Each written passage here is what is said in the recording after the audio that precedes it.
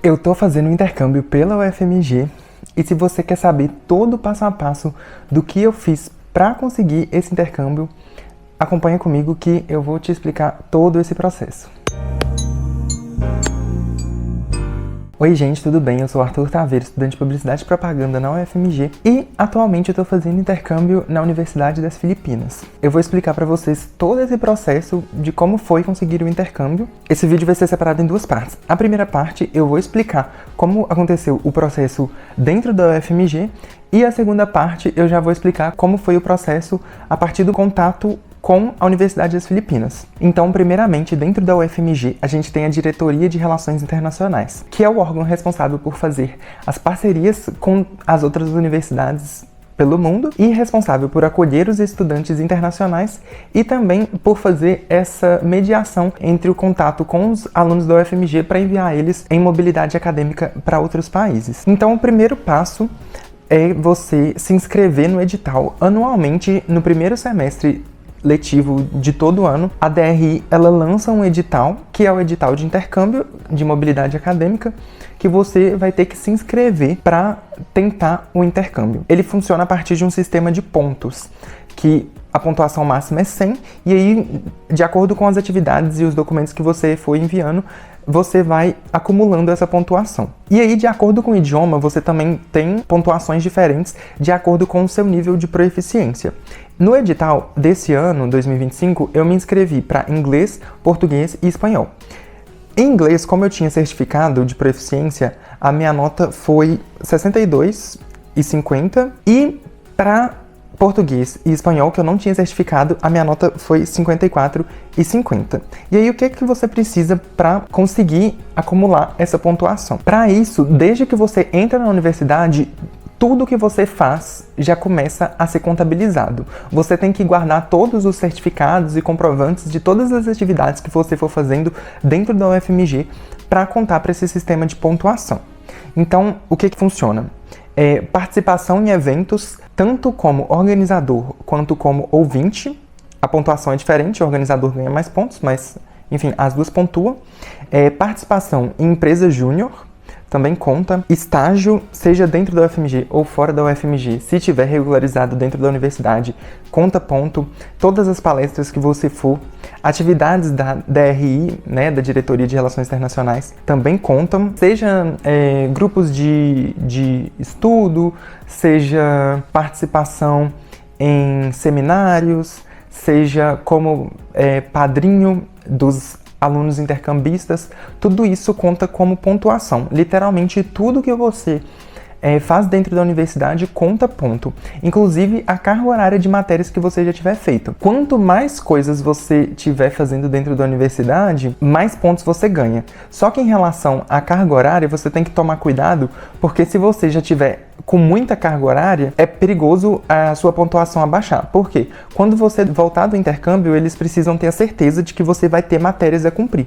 Então, se você já tiver feito todas as matérias e for para o intercâmbio sem precisar fazer matéria nenhuma quando retornar, é perigoso eles não aprovarem seu intercâmbio. Então, você tem que se atentar a isso. A prova de proeficiência também é muito importante, seja na língua que você for fazer. Eu fiz a prova de Cambridge, e aí eu fiquei como B2 na prova de Cambridge. Então, dependendo do seu nível de proeficiência, você recebe uma nota. B1 é uma nota, A1 é uma nota, A2, B1, B2, C1, C2. Quanto maior seu nível, maior a pontuação que você vai ter no sistema de pontuação.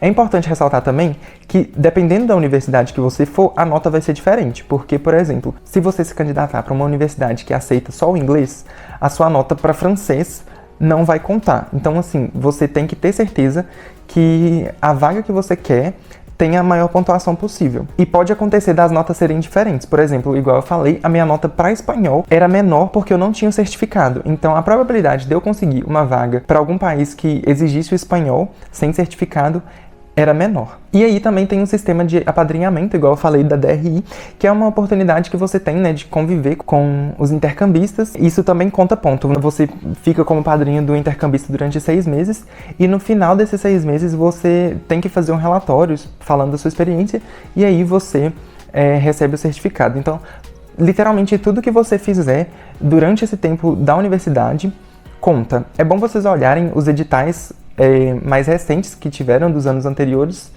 para vocês já terem uma certeza de como é o passo a passo, talvez alguma coisa possa mudar, mas eu tô relatando a minha experiência e como foi comigo. Não levem tudo que eu falar aqui como 100% verdade, porque com o passar do tempo as coisas podem se alterar, né? Mas essa foi a minha experiência. E aí, depois que você se inscreveu no edital e sua pontuação já saiu, eles vão lançar o quadro de vagas. O quadro de vagas nada mais é do que um PDF enorme com todas as vagas e todas as universidades que tem. Então, dentro do quadro de vagas, vai vir o nome da universidade, o país a que ela pertence, se é no primeiro ou no segundo semestre, o intercâmbio, quantas vagas que tem para cada semestre. Então, tem universidades que tem 15 vagas, tem universidade que tinha uma vaga, que era o caso da minha, só tinha uma vaga para o semestre que eu consegui, qual o idioma que ela fala, se é necessário ou não ter certificado, porque, por exemplo, tinha algumas universidades que exigiam espanhol, mas que você podia ir sem certificado de espanhol. Já outras, era obrigatório o certificado de espanhol. E aí também é importante você se atentar a qual certificado ela aceita. Por exemplo, a maioria dos países que falavam inglês, que aceitavam inglês, eram países que aceitavam o TOEFL, ou IELTS. Só que, como eu tinha a prova de Cambridge, eu não poderia me inscrever na maioria deles, e aí eu só podia me inscrever nos países que aceitavam Cambridge. Então é muito importante vocês se atentarem, porque se vocês estiverem com uma meta... Eu, por exemplo, quando eu fui me inscrever, eu só queria o intercâmbio independente do país. Só que se vocês quiserem um país específico, é importante vocês olharem quais são os idiomas e quais são os certificados que eles aceitam, para vocês não se frustrarem na hora de se inscrever no edital e chegar lá, você tem um certificado de Cambridge, só que eles só aceitam TOEFL. Então, assim, para esse problema não acontecer, é bom vocês também verificarem o quadro de vagas do ano anterior. E aí, a partir do momento que você recebe esse quadro de vagas, passa um tempo, você tem que ordenar quais são as suas opções. Tem lá o quadro de vagas e você tem que colocar 10 opções de universidades que você quer participar, a universidade e o semestre, né? Então, você coloca as 10 opções e não significa que a sua primeira opção vai ser a opção que você vai conseguir. Depende muito da nota dos outros alunos, se a sua nota vai ser maior que a deles, enfim. Todo esse processo que a gente já sabe, né, de classificação. E aí, de acordo com sua nota e com suas preferências, você vai ser alocado para uma vaga. E tem uma coisa também. Se você entrou na UFMG com algum tipo de cota, essa sua cota também vai contar na hora de você ser alocado nas vagas.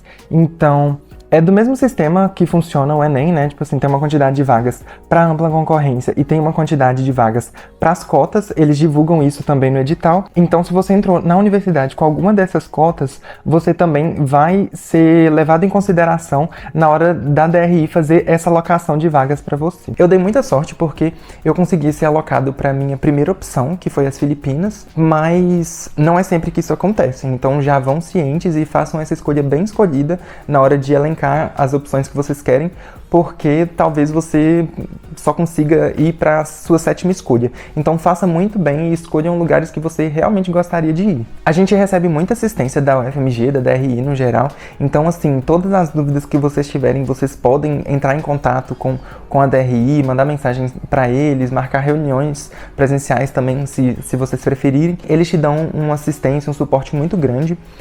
Igual eu falei, vocês têm que se atentar muito a todas essas documentações, seja o certificado de idioma, seja os certificados de participações em todas as atividades que você fizer, porque você precisa comprovar com a assinatura dos professores e tudo mais, tudo que você fez na universidade. Então, assim, se você vai para uma palestra, não deixe de assinar lá, confirmar sua presença para você receber certificado, porque eu mesmo já assisti palestras e não peguei certificado, e talvez se eu tivesse pegado o certificado daquela palestra, eu conseguiria ter acumulado mais pontos. Tem várias rodadas de alocação, então se você não for aceito na primeira, ou se você recusar a primeira, você tem a opção de em todas as chamadas que vão acontecendo.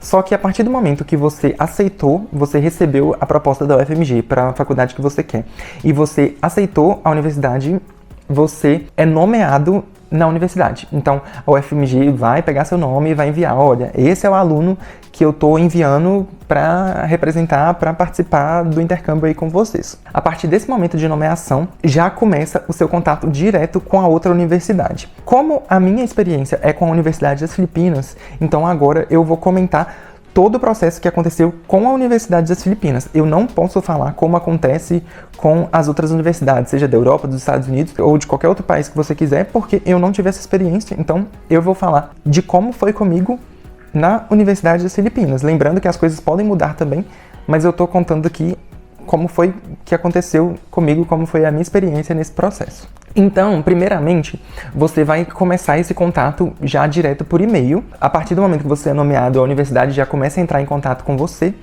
E aí, todos os e-mails que eles te enviam ou que você envia para eles, é muito importante que a UFMG fique sabendo.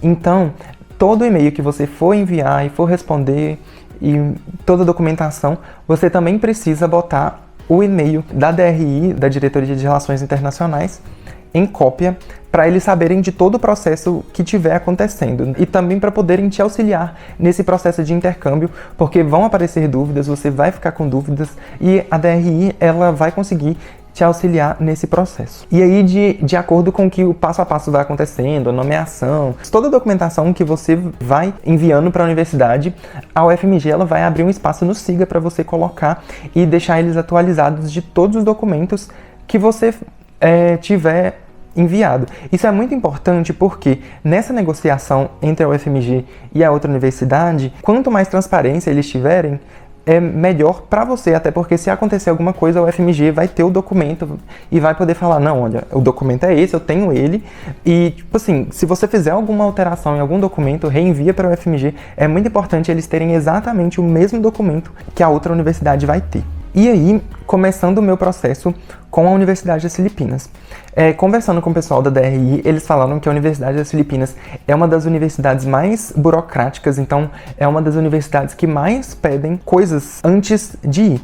Por exemplo, eu tive que fazer exames e que não é muito comum, assim, geralmente a pessoa só tem gastos a partir do momento que ela compra a passagem e aí o resto do intercâmbio, né? Só que eu, antes de receber a carta de aceite, eu tive que enviar exame de urina, exame de sangue, raio-x de tórax, tive que enviar um laudo médico falando que eu tô em condições físicas e mentais para ir pro intercâmbio e também tive que enviar um laudo odontológico, tive que ir na dentista e ela avaliar todos os meus dentes para ver se eu não tô com cárie, se eu não tô com algum problema de saúde na boca, né? Além disso, eu também tive que enviar o meu histórico escolar. E é importante que todos os documentos estejam em inglês, né? Então, se algum documento está em português, você precisa traduzir. Por exemplo, eu traduzi o histórico escolar e tive que pedir para a DRI carimbar, confirmando, né, que está tudo certinho, para eu enviar. A mesma coisa foi a dentista, eu já pedi para ela fazer o laudo em inglês. O meu médico, por exemplo, ele tinha feito o laudo em português. Aí o que eu fiz? Eu traduzi o laudo, mandei a foto do laudo original, traduzi o laudo online mesmo, assim, escrevi em uma página, né, tradução e coloquei o que estava escrito. E aí, para confirmar que aquilo estava certo, eu tive que levar no colegiado do meu curso de publicidade e propaganda para eles atestarem que aquela tradução estava correta também. Então é muito importante que todos os documentos tenham a assinatura sua, do colegiado, ou então de alguma pessoa assim que tenha credibilidade, né? Então é muito importante, até porque eu tinha completado o documento da situação médica, só que eu tinha esquecido de levar ele pro médico assinar. E aí eu tive que voltar ao médico porque mesmo o médico já tendo dado um laudo, ele ainda precisava assinar o outro documento que falava, né, de saúde mental e tudo mais. É tipo um formulário que tinha. Então, assim, é muito importante que todos os documentos estejam assinados e supervisionados, tanto pelo colegiado quanto por um médico, por um dentista, enfim, que vá atestar que tá tudo certo com você. Eu também tive que enviar para eles a cópia do meu passaporte e também tive que preencher 5 formulários enormes com meus dados pessoais e dados escolares. E foi tudo em inglês. Lembrando que depende da universidade que você tiver, né? Então, assim, se você for para uma universidade que fala espanhol, provavelmente os documentos serão em espanhol. Se você for para uma universidade alemã, provavelmente vai ser em alemão. Você tem que tomar bastante cuidado na hora de preencher esses dados também, para não preencher nada errado. Então, tem que tomar o máximo de cuidado possível ao fazer essa tradução. E aí, uma coisa também que a Universidade das Filipinas me solicitou é que eu enviasse alguns desses documentos de forma física. Então, eu fui lá no FedEx, enviei para eles. Geralmente, quando precisa, a UFMG envia esses documentos. pelo correio mesmo. Só que, no meu caso, a UP, Universidade das Filipinas, ela falou para eu não enviar por correio por questões que quando chega lá, parece que agarra e fica um mês, até, enfim, sair para entrega. E aí as datas eram muito pequenas, se eu não me engano eu tinha 15 dias para enviar o documento, então eu simplesmente enviei pelo FedEx, tive que pagar por conta própria. Mas fazer o quê, né? Se você tá querendo um intercâmbio, você vai ter que se bancar aí e fazer essas coisas. Até porque a UFMG, ela não dá muita ajuda financeira nesse sentido. O meu programa que eu usei era o Minas Mundi, mas também tem o escala estudantil. Se você faz escala estudantil, a probabilidade de você conseguir um financiamento é maior, mas se você vai pelo Minas Mundi, é muito raro você receber algum tipo de auxílio financeiro. Continuando com essa documentação toda, outra coisa que eu tive que fazer foi um plano de atividades. E aí, esse plano de atividades, eu tinha que colocar as matérias que eu queria. A Universidade das Filipinas falou que eu tinha que fazer 4 matérias, sendo uma delas a língua local. Então, eu escolhi mais 3 matérias que são do meu curso, né, lá. E aí, eu mandei para o colegiado aprovar. O meu colegiado aprovou, assinou, e aí eu mandei pro colegiado das Filipinas, eles assinaram e aprovaram. Se eles não tivessem aprovado, eu teria que trocar a matéria, até porque tem essa questão de oferta e tudo mais, em qual semestre que vai ter essa matéria e qual não. A carga horária também, tem uma carga horária mínima que você deve fazer. Você só vai receber o certificado que você fez a mobilidade acadêmica e fez o intercâmbio se você cumprir a quantidade mínima de carga horária. Então, assim, se você se inscrever nessa quantidade mínima, depois você não pode trancar nenhuma matéria, porque se você trancar e ficar com carga horária menor, é como se você tivesse perdido o intercâmbio e aí você não vai poder contabilizar ele depois quando chegar na universidade, aí, enfim, dá maior problemão. Então, assim, na hora de você escolher as matérias, escolhe matérias porque provavelmente você vai ter que ficar com elas mesmo. Pode acontecer de você chegar lá e ter alteração, mas você tem que ficar bem atento com essa questão de carga horária. Lembrando que eu faço publicidade e propaganda, então as matérias que eu escolhi para fazer lá na Universidade das Filipinas são habilidades em apresentação em mídia de transmissão, então parece que é mais, tipo, uma coisa mais jornalística mesmo, de como falar, né? Linguagem auditiva para mídias de transmissão, então acredito que seja trabalhar mais com a parte sonora dos meios. Gestão institucional de mídia de transmissão, então é mais essa parte administrativa de empresa. E a quarta matéria é o filipino, que é a língua local deles lá, que eles sugerem que a gente faça. E aí, a partir do momento que você envia todos os documentos e os documentos são aprovados, vem a parte mais chata, que eu considero a parte mais chata, que é a espera pela carta de aceite. Enquanto você não receber a carta de aceite da universidade, porque primeiro a UFMG te nomeia e você faz toda essa parte de documentação, envia todos os documentos. Mas você só tem confirmação de que você vai ir a partir do momento que a universidade do outro país fala: ok, você foi aprovado e você pode vir estudar aqui, que é essa carta de aceite. E aí eu esperei mais ou menos um mês para a carta de aceite. Do dia que eu enviei todos os documentos até a carta de aceite chegar, demorou mais ou menos um mês. E aí foi um mês de ansiedade, assim, que não passava. Então, estejam bastante atentos a isso, porque vai ser uma coisa que pode deixar vocês bem ansiosos nesse processo. E acontece com todo mundo. E aí, depois desse longo mês de espera, gente, só eu sei o quanto ansioso eu fiquei nesse tempo. A minha sorte é que eu tava com muita coisa para fazer da faculdade, porque se não fosse isso, eu já teria surtado de esperar. A gente tinha mais ou menos um mês que eu tava esperando, né? Aí eu enviei mensagem pra Beatriz, que é a mulher que tá fazendo essa mediação, né? Da Universidade das Filipinas comigo. E aí eu mandei mensagem pra ela num aplicativo, porque eles não usam WhatsApp, eles usam um aplicativo que chama Band. E aí eu mandei mensagem pra ela: oi, tudo bem? Só me lembra quando que vai ser o prazo de enviar a carta de aceite? Aí ela falou: vou te enviar hoje ainda. Eu falei: graças a Deus. Gente, isso foi mais ou menos umas 10 horas da noite que eu enviei a mensagem, né? Porque era umas 9 da manhã lá. E aí, gente, eu não consegui dormir essa noite, porque eu fiquei acordando toda hora e verificando meu celular pra ver se tinha chegado a carta de aceite. E nada da carta de aceite chegar, nada da carta de aceite chegar. E aí eu já tava tipo assim: meu Deus, ela falou que ia enviar hoje e não enviou. E aí eu acho que já tinha passado das 7 da noite lá. Aí eu pensei assim: ela não vai mais estar trabalhando nesse horário. Gente, eu só sei quando foi mais ou menos 7h10 aqui, lembrando que lá é 11 horas na frente, né? Então eu sei que era 7h10 da manhã, lá era o quê? 8h10, ela me envia a carta. Gente, esse dia eu fiquei tão feliz, mas tão feliz, porque eu tava esperando tanto. Ela falou que ia me enviar, eu achei que ela já ia me enviar logo. Ela me enviou só no final do dia, mas assim, o importante foi que ela me enviou. No caso, pra mim, foi no outro dia, né, mas... Enfim, esse negócio do horário me deixa todo louco, complicado. A partir do momento que eu recebi a carta de aceite, me deu um alívio tão grande, porque aí sim já tava tudo certo, né? Tipo assim, recebeu a carta de aceite, significa que você realmente vai poder ir. Porque até esse momento pode acontecer alguma coisa e eles falarem, não, nós não vamos te levar, você foi recusado.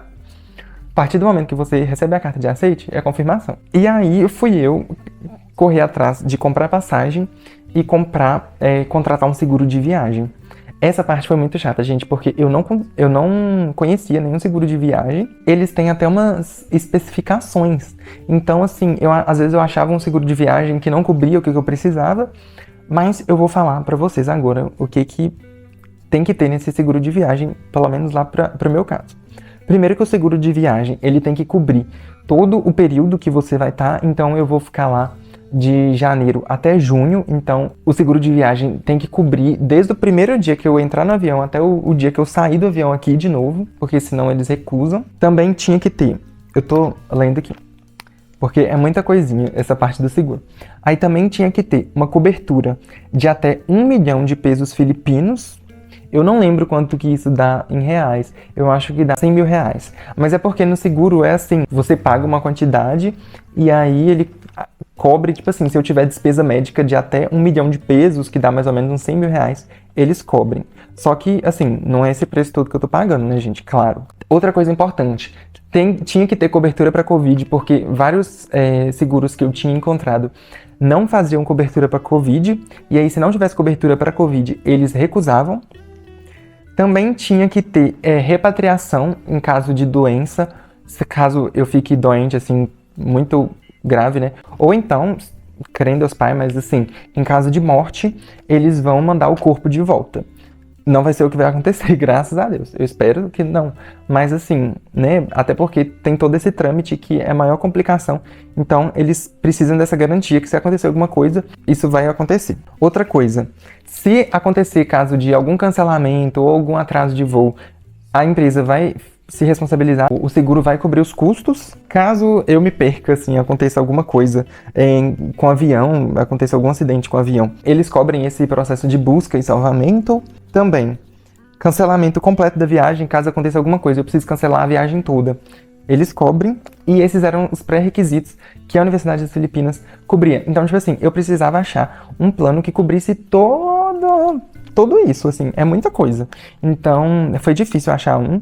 Aí eu achei um que chama My Travel Assist, só que eu ainda não recebi a confirmação de que ele foi aprovado. Então, ainda tem um perigo de que, se eles não aceitarem esse, eu tenha que contratar um outro seguro. Eu tô torcendo pra eles aceitarem, né, porque, nossa, essa parte do seguro pra mim foi a mais chata. E aí, eles também mandaram ter comigo de reserva uma quantidade de 32 mil pesos, que dá mais ou menos 3.200 reais, né? Em caso de lockdown. Eu sempre divido por 10, é um pouquinho menos, mas eu sempre divido por 10 porque fica mais fácil a conversão. Aí eles falaram que eu tenho que levar esse valor porque caso tenha, sei lá, Covid de novo, lockdown, eu acho que tá um pouco desatualizado, né? Mas enfim, se ainda tá lá, preciso fazer. E aí eu vou ter uma quantidade de dinheiro que eu vou conseguir me bancar nesse tempo. Depois disso, eu fui atrás de comprar as passagens. Foi uma loucura também. Eu e meus pais, a gente conversou, a gente preferiu fazer por agência do que por conta própria, justamente por causa de todo esse trâmite. É um país muito longe, eu ia ter que pegar vários voos, a gente não tá acostumado a mexer com isso. Então a gente acabou pegando uma agência aqui de Belo Horizonte, que era uma agência que meu pai já conhecia, que ela atuava muito na empresa que ele trabalhava, né? Tanto é que ela é uma agência mais voltada para esse meio corporativo, mas mesmo assim eu usei ela, apesar de eu só ter comprado as passagens nela, né? Também tem a questão de visto. Cada país que você for vai funcionar de uma forma diferente, só que para as Filipinas, você vai como visitante, como turista, e aí chegando lá eu tenho um prazo de 59 dias, então são 2 meses que eu posso ficar lá como turista, mas assim que eu chegar lá, eu já vou solicitar para transformar o meu visto de turista em visto de estudante. E aí a universidade vai fazer essa mediação e tudo mais. Tem alguns países que você já tem que tirar o visto antes de ir. 72 horas antes de eu ir, eu preciso fazer um check-in online, assim, é que eu vou ter um QR Code para na hora que eu chegar lá na imigração eu apresentar. E aí outras coisas que eu tive que providenciar também foram os documentos para apresentar na imigração, né? Então, comprovante de condição financeira, comprovante da universidade, porque, por exemplo, a minha passagem de retorno tá para daí a 5 meses, né? Se eu fosse só como turista, eles iam recusar, porque o turista não pode ficar esse tempo todo. Então, assim, você já tem que entrar com a passagem de volta, e aí eu também vou ter que apresentar a carta de aceites da universidade para mostrar, olha, eu vou demorar aqui no país, mas é porque eu vou estudar, e aí lá na imigração eu já vou falar que eu já vou, assim que eu fazer a matrícula na faculdade, né, porque a matrícula acontece na semana que eu chegar, assim que eu fizer a matrícula eu já vou entrar com os papéis para conseguir o visto de estudante. Todo esse processo também eu tenho que avisar para a Universidade das Filipinas e para a UFMG. Ah, uma coisa que eu esqueci de falar também é que as Filipinas exigem comprovante de vacinação. Não é sempre que eles pedem, mas esses países que têm perigo de febre amarela e também a questão do Covid, eles pedem que você seja vacinado nas duas. Então, assim, foi fácil porque eu já tinha vacina tanto do Covid quanto de febre amarela, e aí eu só entrei no site do Gov, né, e tenho o comprovante de vacinação online que eu baixei, e tem até a opção de baixar em inglês, que já facilita muito. Tudo isso foi um processo bem, assim, demorado, dificultado. Eu já comecei o ano de 2025 com a intenção de conseguir um intercâmbio para 2026, então, assim, foi o ano inteiro nessa luta para conseguir fazer as coisas. Finalmente deu certo. Eu sabia que esse ano ia ser um ano assim mais parado para mim, mas que no outro ano ia ser um ano movimentado, como já tá sendo, né? No momento que vocês estão vendo esse vídeo, eu já tô lá, então assim, espero que vocês possam acompanhar bastante e acompanhem mesmo. Então, para isso, vocês já deem like no canal, se inscrevam aqui embaixo, assinem o sininho, compartilhem com seus amigos, enfim, porque vai ser uma loucura esses 5 meses, mas que eu tô muito animado. Se vocês tiverem mais dúvidas também, vocês podem entrar em contato comigo, com a DRI. Não hesitem em tirar todas as suas dúvidas, porque esse processo é chato, mas vale a pena. É isso, um beijo e até mais.